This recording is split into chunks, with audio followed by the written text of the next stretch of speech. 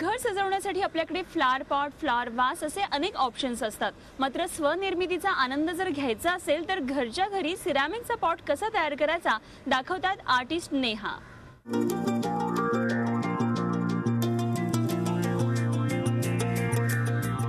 नमस्कार, मी स्नेहा कल्पमृदा वर्कशॉपमध्ये तुमचं स्वागत करते।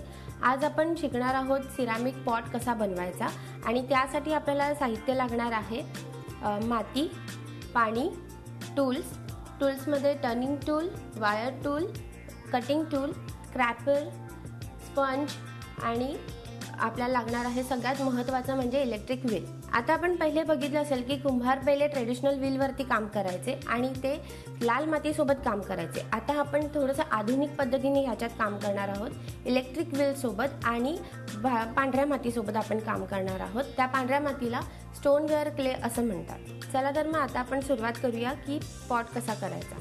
पॉट करण्यासाठी पहिले आपण क्ले घेणार आणि क्ले घेतल्यानंतर पहिले ती क्ले थोडीशी व्हीलला लावून घ्यायची असते कारण की ग्रिप पकडते। थ्रो केल्यानंतर व्हील ऑन करायचा आहे।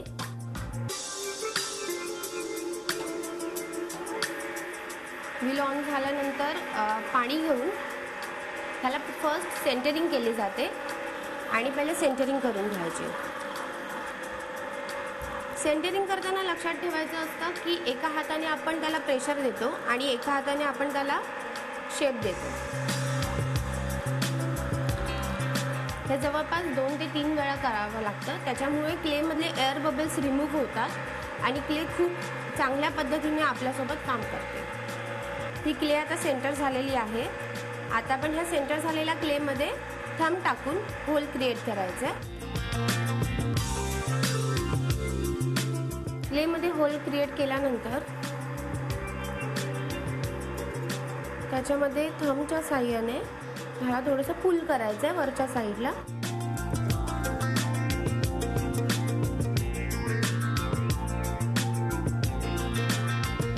कोणताही फॉर्म देण्याच्या अगोदर आपल्याला एक सिलेंडर बनवावा लागतो। तो सिलेंडर आता तयार झालेला आहे आणि आता आपण ह्याला आता पुढे फॉर्म देणार आहोत। फॉर्म देताना पॉटचा फॉर्म खालच्या बाजूने बाहेर काढण्यासाठी आतून त्याला पुश करून बाहेर काढावा लागतो।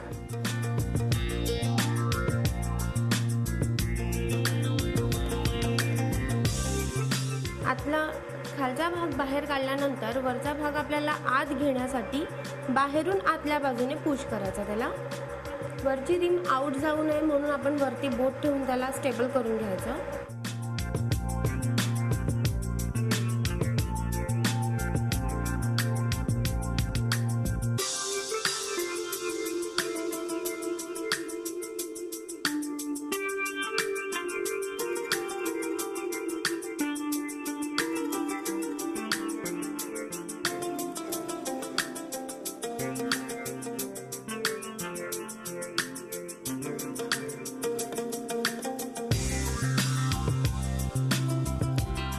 हा शेप आता तयार होतोय। आपण वरची नेक आहे ती नॅरो केलेली आहे, पातळ केली आहे आणि ते करताना खूप काळजीपूर्वक आपल्याला तिकडे प्रेशर द्यावं लागेल। थोडा पण जास्त प्रेशर दिला तर ते तुटण्याची शक्यता असते।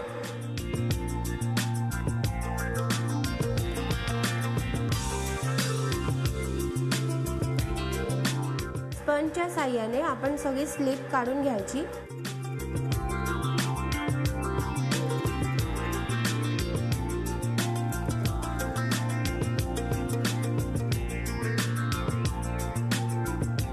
त्यानंतर टर्निंग टूल हे स्पेशली बनवून घेतलं आहे मी आणि ह्या टूल्सला एका साईडला हे पॉईंट आहे। ह्या पॉईंटने क्ले पॉट्सच्या खालच्या बाजूला असलेली एक्स्ट्रा क्ले आपण काढू शकतो इझिली।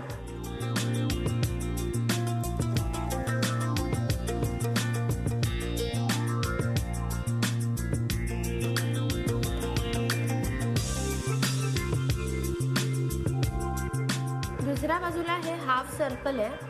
या हाफ सर्कलने क्लेच्या वरच्या बाजूला असलेली एक्स्ट्रा स्लिप म्हणजे पाणी आपण त्याने इझिली रिमूव्ह करू शकतो।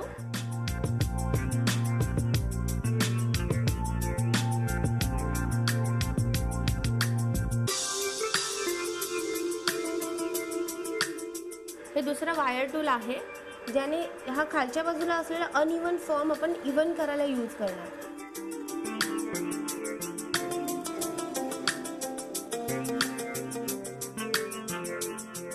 त्यानंतर छोटा वायर टूल. या वायर टूलची ही बाजू जिकडे सपाट आहे त्याने खालच्या रिमचा जो बेस आहे तो आपण क्लिअर करून घेणार आहोत.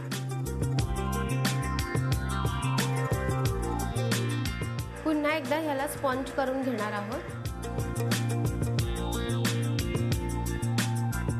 आता आपण ह्याच्यामध्ये स्क्रॅपरने त्याला फिनिशिंग करणार आहोत. हे स्क्रॅपर आहे आणि स्क्रॅपरने आपण ह्याच्यावरती ज्या लाईन्स आहेत त्या रिमूव्ह करणार आहोत.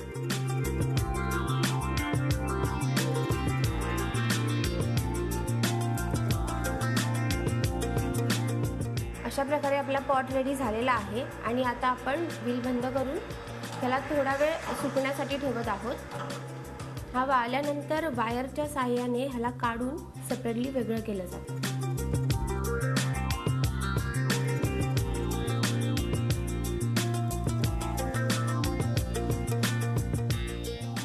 अशा प्रकारे आपला पॉट तयार झालेला आहे. हा पॉट सुकण्यासाठी आपल्याला साधारण 2 दिवस लागतील.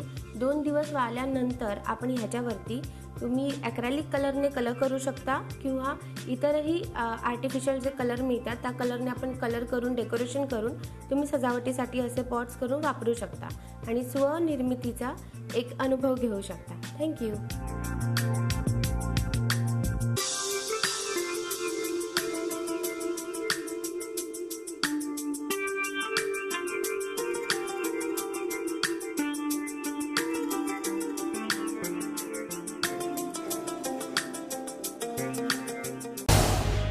झी 24 तास रहा एक पाऊल पुढे.